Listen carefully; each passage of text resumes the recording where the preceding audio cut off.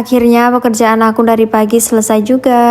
Jadi hari ini aku tuh istirahatnya lebih cepet guys, karena orang-orang tuh tadi pagi udah pada pergi semua. Dan pekerjaanku tuh hari ini lancar luncur guys, karena nggak ada yang manggil dan nggak ada yang nyuruh ngambil ini itu. Jadi pekerjaanku lebih cepet kalau nggak ada orang di rumah guys. Dan istirahat pun aku juga bisa lebih awal dari jam biasanya. Jadi ini tuh aku buang sampahnya cuma di belakang rumah ya guys. Dan nanti kalau udah 2 hari baru majikan aku bawa ke tempat pembuangan sampah. Dan seperti biasa setelah selesai kerja sebelum makan siang aku mau mandi dulu guys. Biasanya aku tuh mandi setelah makan siang guys, ternyata di badan tuh kayak nggak enak gitu rasanya. Dan singkat cerita ini aku udah selesai mandi. Dan setelah selesai mandi lanjut aku mau makan siang dulu guys. Jadi siang ini aku tuh nggak masak sayur guys, karena semalam udah aku masak sekalian. Jadi ini aku tinggal angetin aja.